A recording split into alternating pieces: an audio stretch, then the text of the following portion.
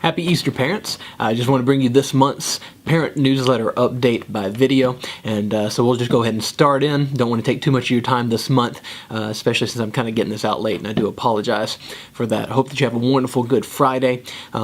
If you have the day off, hope that you can spend it with your students and just have a great time of family fellowship, and looking forward to this weekend with Easter and Christ's resurrection. So some upcoming events. First off, we have state competition coming up in just a couple of weeks in West Plains. We've sent everything in. We have 32 entries from our church, and the total competition is up this year. There's about 148 entries, so we're up by about 30. So plan on spending the majority of your day down in West Plains. Hopefully you've already gotten your hotel room if you're going to need one of those. Again, competition starts about 8 o'clock that morning after a short meeting, and you'll be able to find out what time you compete that day on Saturday morning. You'll be able to pick up the booklet then, but nothing will be released until Saturday morning. If you have any questions, you can let me know, and obviously after competition, what you'll need to do is you'll need to let me know if you're planning on going to Tampa for the national convention if your student makes it through. That way we can make sure to get all of that sent down to Randall House for the National Youth Competition, as well as get you the information that you'll need for the youth competition and hotels and whatnot. April 20th, want to put that on your calendar. It'll be a parents' night out, so if you have students who are in pre-K through 6th grade, for elementary students, we're asking you to come drop them off with the youth group. Our junior leadership group, our juniors in high school, have been working hard throughout the semester to plan this night, and we just want to give you as parents a night out where you can drop your kids off. We're going to take care of the entertainment, we're going to take care of the food, and we're just going to spend some time. That begins at 5 and runs till 9. If you have some high schoolers or junior hires, then that is going to have them come in at 4:30 and start setting up between 4 and 4:30, and they'll have all of that information. May 4th is the required missions trip training day. That'll be here at the church from 10 to 2, and all the students who are planning on going on the missions trip will need to make plans to be here on that day. And just a few dates going forward. VBS is going to be June 9th through 13th, that's Sunday through Thursday. We'll have a meeting on April 7th if you're interested in helping out with that. Camp for our teenagers is June 17th through the 21st. That is for 7th through 12th grade, and hope that all of our students will make plans to go to that. It's going to be a great retreat. Alan Pointer, who spoke at our Collide retreat, is actually going to be speaking at camp, and we're looking forward to a great week there. And we'll have some information coming out in April or in May about students going to that, and looking forward to a great time. And then, of course, the missions trip, June 23rd through July 1st. We'll be leaving on Sunday, June 23rd, early in the morning, and we'll probably get that information out to you as soon as possible as well. Just want to talk real briefly about culture image, kind of following up from our Collide retreat. The Collide retreat this year, we covered the topic of dating and relationships, and it was called Rating Your Dating. A lot of great content and information. Your students received a handbook about what Alan taught through while we were there in Branson. And after we got back, I found an interesting piece online talking about middle school dating. Believe it or not, a lot of middle schoolers are dating.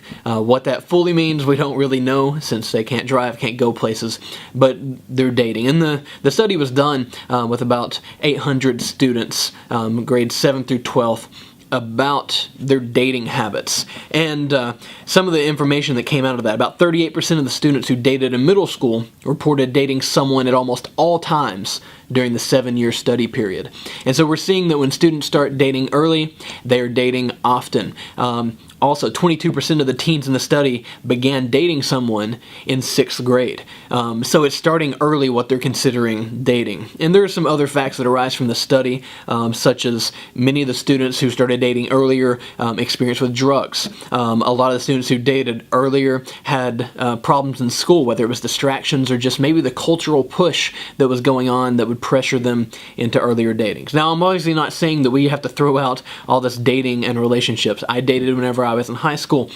But like usual, I want to use this information to kind of launch into this thought of bridging the gap with our students. You know, a few thoughts came to mind with the Collide retreat weekend after I read this article, and it was something like this. You know, I'm wondering how many of our parents, how many of you have actually sat down and talked about the biblical role of dating as a young Christian.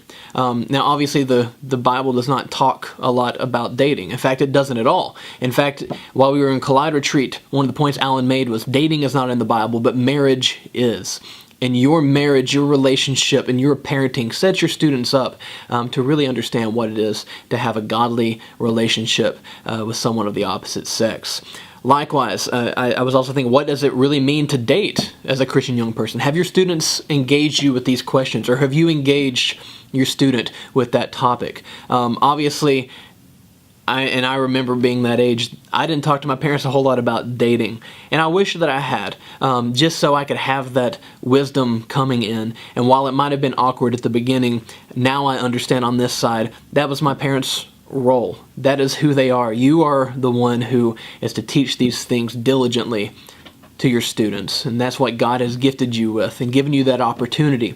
As I hope as a follow-up to Collide Retreat, and with this information that you can find online, that you will use that as a springboard to really begin talking about this, because whether or not we like it, the truth is students are attracted to the opposite sex, and that's just the way it is. Our culture bombards them with that thought of that they need someone or whatnot, and not that we're combating it, but instead to give them the biblical view of what it is to truly date someone as a follower of Christ.